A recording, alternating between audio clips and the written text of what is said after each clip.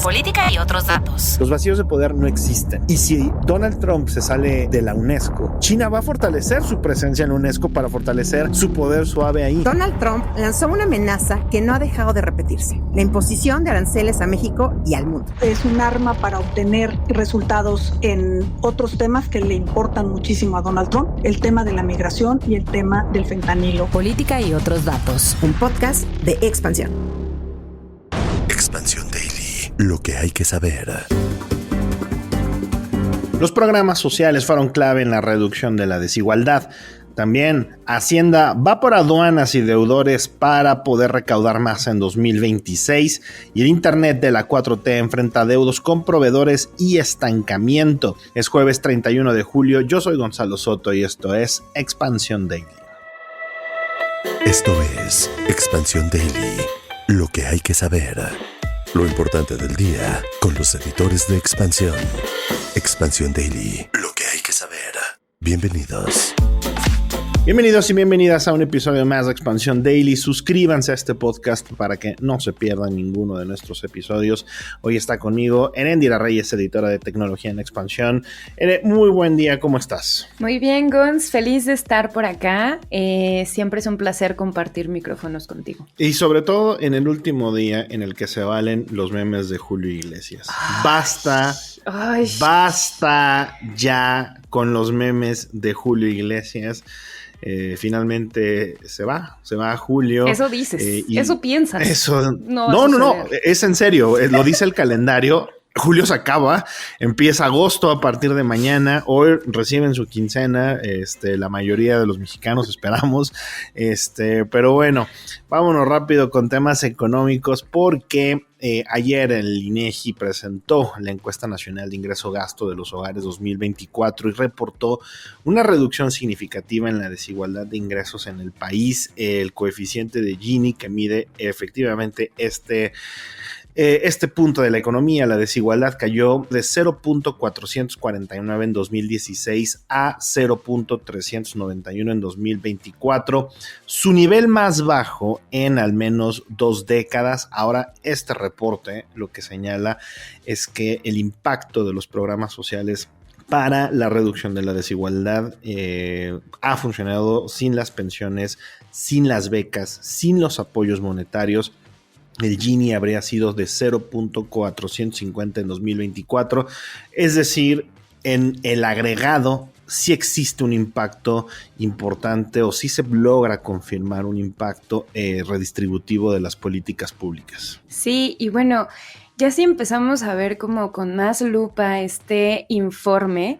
Justo en 2024 los hogares más pobres del país, que son el 10% de la población con menores ingresos, tuvieron un ingreso promedio mensual de casi 5,600 pesos, mientras que los más ricos superaron los 78,000, llegando un poquito ya más allá de la media de los 78,000 pesos. Y aunque parece una brecha muy significativa, ya si se compara con el 2016 o con otros años, la brecha se ha reducido. Y además de todo, de esta reducción, hay una cosa muy interesante sobre quiénes están accediendo también a este tipo de programas. Y es curioso porque los hogares más ricos o los hogares con un poder adquisitivo mayor, pues también empiezan a jugar en este papel de adquirir alguna de estos beneficios sociales. Uh-huh. Y también pues empiezan a ser parte de un mayor balance ante la desigualdad. Aquí hay una cosa importante que hay que aclarar, y es: no todos son necesariamente buenas noticias relacionadas con la información que dio a conocer el INEGI, ni tampoco aquí estamos echando nada más porras a los resultados que se arroja de la ENIG, de esta encuesta. ¿Qué sucede? La economía mexicana sigue con problemas fundamentales bastante importantes, entre ellos un muy bajo crecimiento. Lo que sí se observa, de acuerdo con esta data, es que al menos hasta el año pasado, las políticas redistributivas del gobierno federal sí tenían o sí han generado un efecto positivo, sobre todo para las familias de menos ingreso. De pasar de 0 a 100 o a 1000 o a 10,000, hay una diferencia importante respecto de pues otros periodos. Ahora, la desigualdad ya no solamente es entre ricos y pobres, sino también entre territorios. Esto porque el ingreso promedio en las zonas urbanas creció casi 11% de 2022 a 2024, pero en las localidades rurales se incrementó de menos de 1% y la brecha se amplió, pues en 2024 los hogares urbanos ingresaron casi 2 veces más que aquellos que están en las zonas rurales o digamos fuera de estas grandes ciudades. Entonces, sí también aquí vemos este cambio en la distribución o en la geografía económica de nuestro país. Sí, y además, bueno, un análisis justo del Instituto de Estudios sobre la Desigualdad resaltó que la cobertura de programas sociales ya está cubriendo a más hogares pobres que a hogares ricos en términos relativos, pero justo se triplicó el porcentaje de beneficiarios entre los hogares más ricos al pasar del 8 al 21%. Y aquí me surge una pregunta que me gustaría dejarla a los podescuchas, porque hay que preguntar, ¿no? ¿Qué beneficios tienen ustedes? ¿Qué beneficios tienen sus familias? Si alguno tiene una beca, alguna pensión del bienestar, algún programa que pues estén recibiendo, ¿cómo se han beneficiado también de este programa? Y bueno, pues que nos dejen sus comentarios, ¿no, Gonz? Sobre todo porque los leemos siempre, como alguien que nos escribió ayer sobre el uso que le da la inteligencia artificial, que nos dijo que usa ChatGPT como terapeuta, y aquí lo cito, cuando siente que no hay algo que pueda contarle a alguien más, para organizar el menú semanal con base en el presupuesto que tiene y que eso le puede ayudar a controlar lo que come. También alguien más nos dijo que utiliza la inteligencia artificial para la programación computacional y bueno, ChatGPT le ha ahorrado mucho tiempo de investigación. Mucho de esto hemos escrito o has escrito en tú, Ere, y el resto del equipo de tecnología, hablando de cómo la gente utiliza la inteligencia artificial cada vez más como una especie, pues sí, hasta de asesor sentimental, laboral, tips económicos, de entrenamiento y crecientemente como compañía. Tiene sus pros, tiene muchos contras, de eso ya hemos hablado, pero podemos seguir hablando de esto en otro episodio del Daily.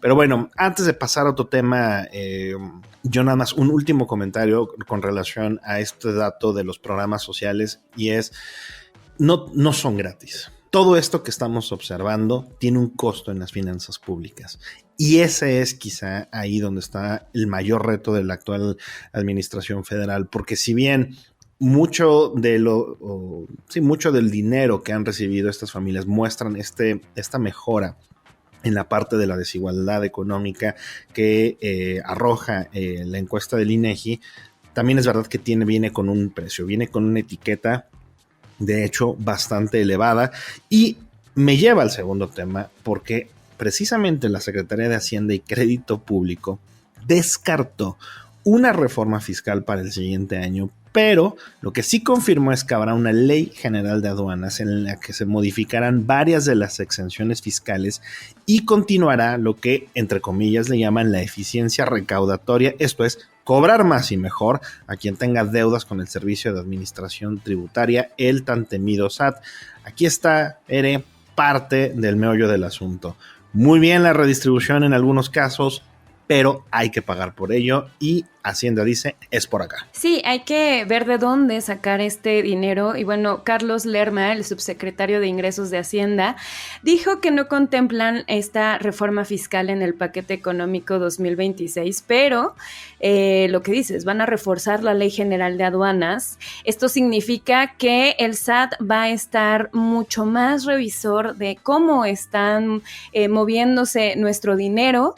Si eres un deudor del SAT, evidentemente te va a tener más identificado, te va a invitar de manera más enérgica a que estés pagando tus impuestos y esto va a ser pues a través de una estrategia recaudatoria que lo que busca es pues generar más dinero porque se necesita más dinero para poder continuar con estos programas sociales y también pues con otros datos. Y con obras públicas y con los proyectos de la actual administración y con el Plan México, y súmele aquí abajo todo lo que en la lista quiera. Ahora, hay un asunto también muy importante en este caso del SAT, y es que no necesariamente ha crecido de manera significativa la base tributaria. ¿A qué me refiero con esto? La cantidad de personas que pagamos impuestos. Por ello es que el fisco se va a enfocar en quienes deben ya estos recursos, y sobre todo, pues sí recibiremos, o muchas personas recibirán, ese tan temido correo que comienza con estimado contribuyente, que pues absolutamente a nadie le gusta ver en su bandeja de entrada del buzón tributario. Sí, y bueno, ya la dependencia está revisando las renuncias recaudatorias, pues algunas ya no están vigentes de conformidad. Y bueno, esto de acuerdo con el último informe de renuncias recaudatorias, en 2025 se dejará de recaudar 1.5 billones de pesos por estos incentivos fiscales, y para 2026 serán 1.6 billones de pesos. Y si ustedes se preguntan a qué se refiere Enira cuando habla de renuncias recaudatorias, es básicamente el dinero que el gobierno federal deja de recaudar por otorgar exenciones, deducciones, tasas disminuidas del IVA, como la que se aplica, por ejemplo, en las zonas fronterizas, las tasas cero del IVA que hay en los alimentos básicos, en los medicamentos. También hay una tasa cero de IVA que se aplica a libros, periódicos, revistas, toallas sanitarias, tampones. Hay un trabajo de simplificación administrativa, pero también hay una vigilancia mucho mayor, y es probable que estas tasas comiencen, sin una reforma fiscal, a modificarse para tratar de llenar los huecos en el erario público que, insisto, se generan desde el mayor gasto en estas políticas sociales, en las obras de infraestructura, en el pago de los servicios financieros de la deuda, que también están al alza. Y pues por ahí tenemos también una empresa llamada Pemex, con la cual se acaba de emitir una nueva deuda la semana pasada para poder tratar de liquidar algunos pagos pendientes con proveedores, sobre todo una deuda que ya supera los 100 mil millones de dólares. Es decir, buenas noticias en la parte, y perdónenme que regrese a este punto, pero buenas noticias en la parte de la redistribución. Muy complicado todavía el panorama financiero económico de nuestro país, al punto de que el PIB de México, de acuerdo también con la estimación oportuna publicada ayer por el INEGI, nos mostró que creció 0.7% en el segundo trimestre de este año. Es decir, nada, seguimos con cero antes que cualquier otro decimal. Sí, y bueno, a tasa anual tuvo un alza del 1.2%. Estas cifras pues son entre abril y junio, y tiene que ver con todo lo que se incluye en comercio, transporte, turismo y otros servicios, que registraron un crecimiento trimestral del 0.7%. Correcto. Mientras que las actividades secundarias, que son la industria, la manufactura y la construcción, aumentaron 0.8%. Sin embargo, las actividades primarias, es decir, la agricultura, la ganadería y la pesca, cayeron 1.3% frente al trimestre previo. Y bueno, también en términos anuales, las actividades primarias tuvieron un incremento de 4.5%, las terciarias, es decir, los servicios 1.7%, las manufacturas una ligera contracción de 0.2%. Resumen, la economía mexicana sigue sin crecer, 0.7% en el segundo trimestre. Todavía, si bien nos coloca por arriba de una potencial recesión, la realidad es que nos habla de un estancamiento, pues, prácticamente absoluto. 0.7% está muy lejos de lo que el país necesita para poder afrontar todos los retos, tanto de gasto como los retos macroeconómicos que vienen, incluyendo, recordemos, mañana es el día de los aranceles. Se supone que mañana Donald Trump nos dirá cuánto es lo que tenemos que pagar. Ya lo habíamos platicado aquí en los últimos días. Marcelo Ebrard, el secretario de Economía, aseguró que ya hicimos la chamba y ahora solo queda esperar. Por cierto, ayer por la tarde Corea del Sur anunció que logró un acuerdo comercial, ¿verdad?, preliminar con Estados Unidos. con una tasa arancelaria del 15% también. En el caso de India, Trump dijo se quedan con un 20%. Básicamente lo que aquí vemos es el piso, parece ser, es 15%. Ese parece ser el nuevo piso arancelario de Estados Unidos. Ya se lo aplicó a la Unión Europea, se lo aplicó a Corea, se lo aplicó a Japón, a Vietnam le puso 20%. El único que más o menos ha visto beneficiado fue Reino Unido con un 10%.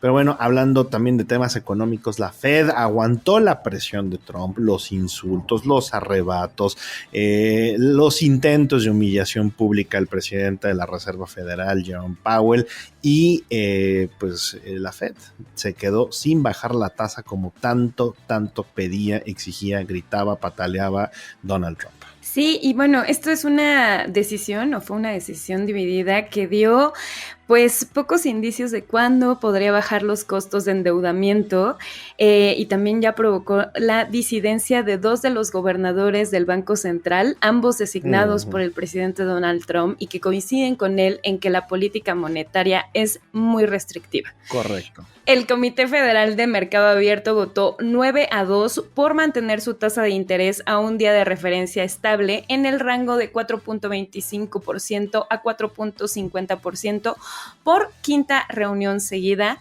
Y después la Fed dijo en un comunicado de política monetaria que la tasa de desempleo se mantiene baja y las condiciones del mercado laboral siguen siendo sólidas, aunque la inflación, pues la estamos sintiendo todos, se mantiene alta. Pero bueno, vamos a dejar atrás toda esta información macroeconómica y vamos a un tema muy específico de la parte de tecnología, porque el Internet de la 4T enfrenta adeudos con proveedores y también estancamiento. El proyecto de conectividad del Estado prácticamente está detenido porque la eliminación de CFE, telecomunicaciones e Internet para todos derivó en dificultades operativas, parálisis en el despliegue de infraestructura, deudas con proveedores, despidos y, por si quedaba algo, la renuncia de Emiliano Calderón, quien había sido designado por el Ejecutivo como el director general de la empresa. Sí, caray, que además Calderón duró muy pocos meses al frente de este programa.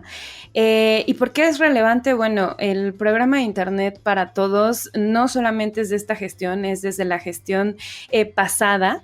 Sin embargo, lo que está sucediendo es que al integrar muchas de las funciones de trabajo de la CFE y de CFE Telecomunicaciones e Internet para Todos, se ha vuelto complejo a escala burocrática y a escala de decisiones, de mantener los planes que se tenían en cuanto a conectividad. En esta nueva etapa de CFE. Y esto pues está además dejando a los proveedores justo sin dinero, porque pues no están teniendo pagos por parte de el organismo, y también pues está generando que haya un estancamiento, porque pues no puede haber un despliegue si no hay dinero ni infraestructura o planes de infraestructura para mejorar. A esto me refería yo hace un ratito cuando decía muy bien los datos del ENIC, pero en el resto de la economía las cosas están, la verdad, bastante endebles. Este caso en particular creo que era un proyecto muy interesante lo que tenía entre manos CFE Telecomunicaciones. Me parece extremadamente loable que se busque Internet para todas y para todos, sobre todo por la importancia que tiene cualquier actividad económica que se pretenda realizar en la actualidad. Aún así, lo que vemos es que ya hay adeudos, por ejemplo, con proveedores a los cuales no se les ha pagado desde diciembre del año pasado, no pueden operar de manera efectiva. Y bueno, Jorge Moreno Loza, un abogado especialista en telecomunicaciones, explicó que este reordenamiento administrativo que hay en CFE impacta de manera importante en toda la cadena de decisiones y en la ejecución del proyecto de conectividad, las licitaciones para adquirir servicios e incluso, insisto, estos pagos a otras empresas ya no son de manera autónoma, se hacen a partir de los procedimientos que hay en la Comisión Federal de Electricidad, en la matriz, lo cual pues siempre a mayor burocracia, menor eficiencia en este tipo de temas. Pero bueno, pasemos a un asunto deportivo, pero que también tiene que ver mucho con la parte de negocio, y también creo que ejemplifica nuestro fútbol, en dónde está parado a un año, o a menos ya de un año de la Copa del Mundo. Y bueno, es un gran trabajo de nuestros colegas Mario Palafox, jefe de información de Sports Illustrated México, y Tlatuani Carrera, su editor general, quienes platicaron con 6 dueños y directivos de equipos de la Liga de Expansión. Me refiero a la segunda división del fútbol mexicano, quienes encabezan prácticamente una rebelión en contra de la estructura del fútbol nacional, porque, está frenado desde hace por lo menos 6 temporadas el ascenso y el descenso del fútbol mexicano, y lo que dicen es, están matando poco a poco el fútbol de divisiones inferiores. El texto además vale muchísimo la pena, deberían de ir todos a leerlo, porque, bueno, explica, yo como que mi mayor duda siempre que viajo a algunos países y que veo equipos locales con afición y con un impulso, y yo me pregunto, bueno, ¿y qué pasa en México? Bueno, pues pasa esto. Básicamente es una entrevista y la visibilidad de lo que está sucediendo con los equipos de la Liga de Expansión, cómo han estado denunciando, y en este caso, pues como uno de sus recursos más emergentes y recientes es que el pasado 19 de mayo impusieron ante el Tribunal de Arbitraje Deportivo una apelación que lo que busca es restablecer el sistema de ascenso y descenso en la primera división.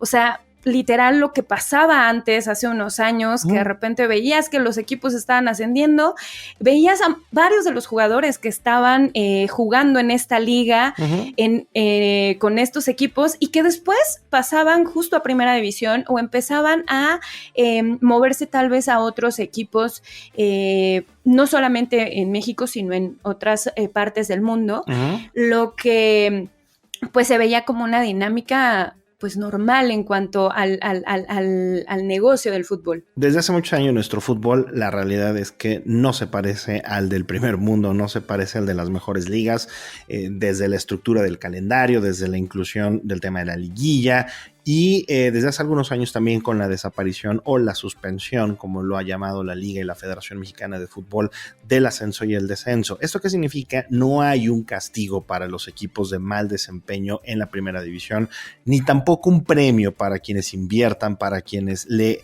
pongan muchas ganas al tema deportivo desde la Liga de Ascenso, desde la Liga Expansión. Es un caso también de destrucción de valor de negocio, y me parece que ahí es en donde radica también la importancia y la relevancia de este texto en este momento en el que está arrancando el fútbol mexicano, porque lo que vemos o escuchamos y leemos de parte de estos directivos, que incluyen a Rubén Sambueza, presidente deportivo del Morelia, a Rodolfo Rosas, presidente de Venados de Yucatán, Samuel Hernández, presidente del Atlético La Paz, Giovanni Solazzi, vicepresidente de Cancún FC, y Eduardo López, vicepresidente de Mineros de Zacatecas, es que la Femex Foot ha creado un sistema que no les ayuda a obtener ingresos. Han cumplido con muchos de los requerimientos para poder aspirar a la primera división, y sin embargo siguen estancados con esta prohibición que poco a poco está matando no solamente el negocio, no solamente a muchos equipos de tradición, sino también a los propios futbolistas y al propio fútbol nacional. De verdad, no se lo pierdan, les vamos a dejar la liga también a este texto en la descripción de este episodio. Si son futboleros, les va a encantar. Si no son futboleros, también les prometo que será muy relevante para ustedes. Pero bueno, vámonos ya con la última nota del día, porque si ustedes tienen una empresa o negocio, pueden aspirar a su propia inteligencia artificial sin tener que gastar un platal. Aunque a veces parezca, no todo está perdido. Y bueno, a ver, Ere, cuéntame cómo está esto de que no importa el negocio, no importa la empresa, no importa si se trata de una transnacional o una pequeña taquería o un changarro, se puede aspirar a la inteligencia artificial. A ver, todo el mundo puede aspirar a esta herramienta. Sin embargo, como que muchos de las soluciones que existen en el mercado son modelos de lenguaje grandes, y los Small Language Models son estas opciones que pueden ser como un chat GPT más más empresarial a nicho. O sea, si por ejemplo yo soy una persona que me dedico a una lavandería y necesito todo el conocimiento de los detergentes y empezar como que a evaluar cuál es el mejor detergente, la línea de producción, etcétera. Eso que es tan de nicho lo puede resolver una inteligencia artificial y además la puede desarrollar internamente la empresa, que es una forma de digitalizar, una forma de hacer más eficiente pues el trabajo de estas empresas, sobre todo pequeñas y medianas empresas, que muchas veces tienen el entusiasmo justo por tener este tipo de soluciones, pero piensan que es muy costoso o piensan que es muy difícil de hacer in-house. Fíjate que en Dell, por ejemplo, se han identificado, que además es una de estas empresas que hace diagnósticos y que hace soluciones para todo tipo de empresas. Se han identificado más de 800 casos viables con el apoyo, digamos, de su tecnología y que además permiten resolver problemas, como dices, desde lo muy básico hasta operaciones mucho más complejas y todo con una personalización muy, muy elevada, lo cual a mí me parece fabuloso. Insisto, no es broma. Desde un pequeño negocio, un changarro, una pyme o hasta las grandes compañías, la realidad es que tampoco se requiere mucho recurso como quizá en el pasado lo fue la computarización o la implementación de Internet. Sí, de hecho, Juan Francisco Aguilar, que es el director general de Dell México, comentó que uno de los casos detectados que ya mencionabas es una pequeña empresa que ha logrado reducir sus costos de producción publicitaria al usar Gen AI para poder generar avatares, guiones, simulaciones de comerciales. Y esto, en cierta forma, eliminó la necesidad de agencias, actores y sets físicos que pues, pueden llegar a ser bastante costosos. Muy interesante, la verdad, lo que ponen en la mesa estas soluciones. Y bueno, si quieren ver más soluciones, chequen una entrevista que hicimos, el querido Beto Verduzco, el jefe de información de Expansión, y su servidor con uno de los mayores directivos, el mayor directivo que hay en Dell México, en nuestro episodio más reciente de Cuéntame de Economía. También les dejamos la liga en la descripción de este episodio y tampoco se pierdan Política y otros datos, en el que hablamos Mariel Ibarra, también su servidor y Verónica Ortiz, sobre el tema de los aranceles y el impacto que tendrá a partir de mañana, o posiblemente tendrá a partir de mañana, y también cómo sus amenazas comerciales le han pegado a la política interna de nuestro país. Y bueno, antes de irnos, Erenira, tú, a ver, si alguien tiene que responder esta pregunta, eres tú. Ustedes no lo saben, pero aquí se los contamos. Aquí nuestra licenciada en Letras Hispánicas nos dirá qué libro nos recomienda que también se haya convertido o sea una serie o una película. Fíjate que estuve pensando, tengo varias opciones y me voy a ir por una de las que más me ha gustado en cuanto a novela. Tengo que decir que no fue mi película favorita, pero que está bien la adaptación. Y es Temporada de Huracanes, de Fernanda Melchor, es la novela. Es un novelón, o sea, de verdad, gran literatura mexicana. Okay. Y bueno, la película está en Netflix, están dentro de la plataforma. A mí no me encantó, pero bueno, estoy abierta a discutir y dialogar sobre si a alguien allá afuera le gustó. Y otras adaptaciones similares, híjole, también un poco ayer escuchaba a Puri con el tema de Orgullo y Prejuicio. Yo soy de ese tipo de novelas también, pero soy también de A Sangre Fría de Capote, que también grandes películas y adaptaciones que ha habido en series, y recientemente veo que también está en streaming la película de A Sangre Fría. Así que ya dejé 2. Pues ahí tienen un par de recomendaciones y de verdad queremos contarles que nos encanta que han seguido comentándonos libros que se han vuelto películas, series y hasta telenovelas. De hecho, ayer nos escribió S. Macías diciendo: he escuchado muy buenas sugerencias de libros a películas o series. ¿Tienen un lugar donde podamos validar las sugerencias y evitar duplicarlas? Soy lector y he podido leer casi todos los mencionados, menos Harry Potter. Y bueno, justo hablábamos de esto y les tenemos una sorpresa. Vamos a trabajar una compilación y le iremos alimentando para hacer una comunidad de podescuchas, lectores y además fanáticos de las series y de los libros. No dejen de mandar sus sugerencias porque también vamos a tener muchas sorpresas muy pronto pronto a raíz de esta dinámica que de verdad muy buen recibimiento ha tenido de todos ustedes y nos encanta. Así es que no se pierdan ninguno de nuestros próximos episodios. Y también rapidísimo, Ale MADS, así nos escribió, muy pronto vamos a hacer o tener información relacionada con esto que nos escribiste, el tema de la salida de USAID y los recortes a agencias de Naciones Unidas, también un tema gravísimo, con mucho impacto, así es que también no dejen de escucharnos pronto. Ere, gracias por estar con nosotros en este episodio de jueves. No, mil gracias a ti por invitarme y bueno, recuerden que toda la información está en expansión.mx, que leemos todos los comentarios a través de las redes sociales de Expansión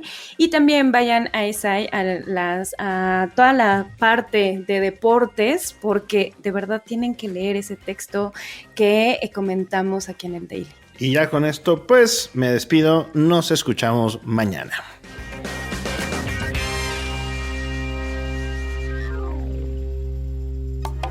Expansión Daily. Escucha un nuevo episodio, lunes a viernes, a partir de las 6 de la mañana.